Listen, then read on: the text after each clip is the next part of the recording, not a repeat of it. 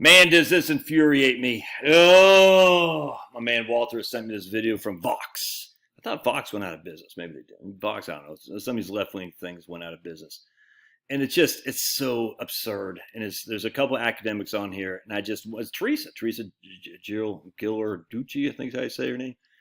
I cannot fathom the either ignorance just means you don't know, or deception. And if you're an academic, there's no excuse for ignorance. And if you're not ignorant, then you're allowing people to be deceived with your insanity when it comes to retirement. And look, check this out. It's got a video. It's got a video they just did on Vox from just a couple weeks ago, already 500,000 views. And here's Teresa, very happy because the money couldn't be accessed by you. What money is she referring to? The pensions that everyone used to have access to. She talks about a coal miner and a lawyer. They used to have access to pensions. Employers would put money in those professionally managed by people we control that couldn't be accessed by you, the minion, because you can't control your money. We don't want that. And it's just not true. It's blatantly a deception or ignorance. One of those two, it can't be. Maybe it's a little bit both. I don't know. But this is blatantly not true, that people had these pensions. And I say people, the majority of people. About half the workforce even had access to a pension. How many of those people actually took the pension? Not very many. I don't understand why she keeps allowing this. It's insanity. And then she says they sit there, they interview these people and say, I don't have anywhere near what she say. You need a 10 to 15 times your salary at a certain age or something like that. I'm like, why? Why would you say that, Teresa Gerdel-Ju, whatever the name is, Gucci bags? Why would you say that? I'm 53. What do I need? I have 10 to 15 times my salary right now. Why? Well, if you want to maintain your standard of living. I don't want to maintain my standard of living because my standard of living is going to change dramatically by the time I'm 60. All my kids will be out of the house. My mortgage will be paid off. We'll go from 4 cars and a big 5-bed, 4-bath house on an acre and a half. We're going to go from that. We're going to downsize. We're not going to have to pay for braces. We no longer have to pay for student loans. We no longer have to pay a mortgage. Our health insurance will be significantly cheaper. Our auto insurance will be significantly cheaper. When we travel, it won't be 6, it'll be 2. Why would you say my standard of living? What is this idea that my standard of living stays the same when I'm freaking 35? And they say you got to have, 5 times your salary at 35, 10 times at 40. I don't know what they say. 15 times at 55, whatever the hell it is. Why? Why would my retirement preparedness be based on my standard of living when I'm certain ages? And Francis Mogladani, something like that. I think he won the Nobel Prize in economics for the lifestyle consumption theory. Whatever. Basically, it's a bell curve, and we can argue all day long with that, which we should. But there is something called consumption smoothing, i.e., you spend more when you're younger because you're raising your family, you got mortgages, you got car loans, student loans, the whole thing. You spend less when you're older because that's all gone. This isn't rocket science. Well, what if you don't have a family, Josh? Is your spending going to stay the same when you're not commuting down to Buckhead as it was when you're just sitting around freaking, I don't know, playing golf? We have numbers on this, and she has to know this. And then look what they say. Look what they say. I mean, I can't believe 11,000 thumbs up. I just can't believe 11,000 people said this right. By the standards of most financial experts, according to who? Vox? Most? What? Fidelity and Teresa here? Americans are woefully behind on saving for retirement. It's funny how they always say that, and they always forget to say you're paying 7.65 for FICA and Medicare. You're putting a lot of money away. Why do they always forget that? Woefully behind. The reason is rooted in changes to policy to our retirement system that happened 40 years ago. That would be the advent of the ERISA, which happened in 1974. That'd be 50 years ago, but beat us. But standards, our retirement system is flawed design in how people set aside money so they can one day stop working. A flawed design. All right, so they're going to say one culprit lies in the changes in the country's pension system, which sets the U.S. apart from countries like Austria or the U.K., which these places have systems which help more people save more money for retirement. The U.K. Social Security is nothing compared to Canada's freaking a third of ours. You know what I'm saying? We do have this thing called Social Security. I don't know if you guys didn't know this at Vox. There's something called Social Security that we pay 6.2%. I pay 12.4% because I'm self-employed. I'm just throwing it out there. If I make $100,000, 12,400 goes to Social Security. That's not savings enough. That's not enough for you at Vox and Teresa Gerdelli, Ducci, whatever the name is. Look, she right here. That money couldn't be accessed by you. Very happy. We don't want you accessing your money. This whole thing's so stupid. Yes, if our standard of living maintains as a 45-year-old raising a family, as a 75-year-old without a family, okay, whatever. You can make the argument. Maybe they're not saving enough. But then you got to factor in too, well, Social Security. How much these guys want us to put in?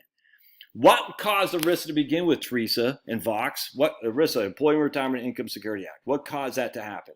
Oh, the pensions were underfunded and they're going kaput. The Studebaker pension. I've done tons of videos on this. The reason ERISA came in, I'm not going to go into here because it bores me now. The reason ERISA came in is because many people thought they had pensions and they did not have anything. So we had the pensions that Teresa, watch this, what she says here. It's crazy. It's freaking nuts, dude. Expect to retire because of the design, the pension systems that they had. They put money into a big pool of money that you had no access to, but you could expect it to be there when you retired. And why did ERISA come into being, Teresa? Oh, because for many people, that money wasn't there when they retired. How can you not know this? It's insidious, whatever the hell word is. I don't even know what this word is. I don't want to play this video because I don't know if I get copywritten or whatever. It's just the reason why a coal miner and a lawyer could expect to retire is because of pensions. It's just not true, Teresa, and you have to know this. You have to know this. So we got rid of it. We implemented ERISA to basically save the pensions because many were going kaput. All right, we know that for a fact. Was it not A&P? There was another I was reading about a couple of weeks ago. I can't remember. It might have been A&P actually, a grocery store. And this isn't even debatable to me. Look, I'm just a guy in my t-shirt and my dogs, dude. I happened to shave this morning. You're lucky I even changed my underwear, but I did. I know this. Anyone can look this stuff up, dude. It's so infuriating because these people are sitting there, I don't have anywhere near what I need to have for savings, according to most experts. Well, most experts are full of crap. They don't know anything. Who are these experts? Her? They got some guy from the Pew Charitable Trust saying the same thing. I'm like, you guys just freaking suck. I'm sorry. You guys suck. Our social security system is significantly better than UK's. I don't know about Australia. Significantly better than freaking Canada, without question. It's not even debatable. You're putting in 6.2% of your income into Social Security. Your employer is matching that. I was just talking to these guys today. About half their Social Security is now going to be subject to taxation, even when they have RMDs, required minimum distributions, because of the way Social Security and the tax code work. Very, very favorably. They're going to be living off $140,000 a year. This is in the future dollars, but still $140,000 a year because the tax rates do adjust with inflation too. They're going to pay like $8,000 a year in taxes.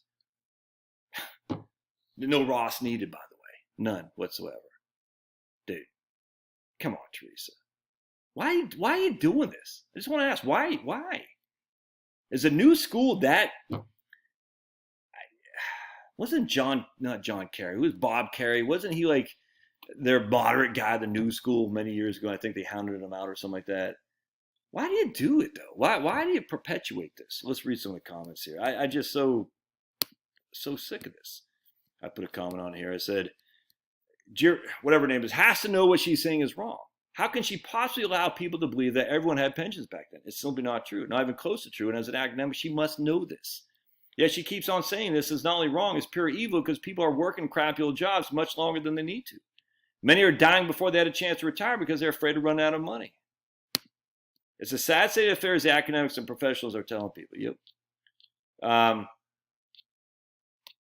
I love how they completely ignores people make less than $100,000. Well, because this is Vox. They had interviewed 4 people all making more than 100. One's a college professor and a playwright, making like 180. One's a nurse. She is retired, making 100. Some other lady was a communications VP, and then some other guy they're all making over $100,000 because Vox. Remember, the Democrats are the working people. They're for the working people. No, they're for the rich professionals. We know that.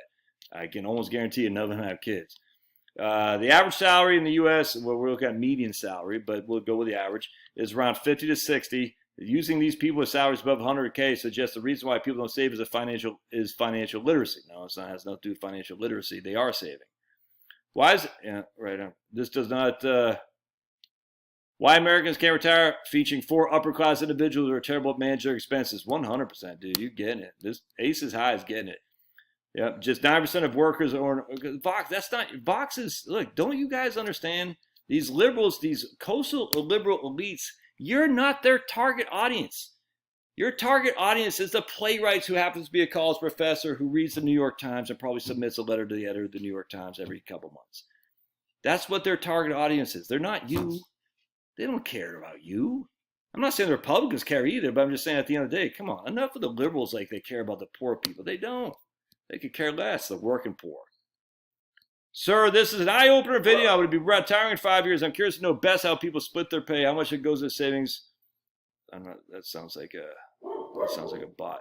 America is currently plagued by the hydra-headed evil dual inflation and recession. The worst part of this recession, all right, whatever. Yeah, right here, it's funny. The guy shaking, saying he makes 150,000 and 135, saying that's not bad, is hilarious. That's like double the median income, annual household income, 100%. Yeah.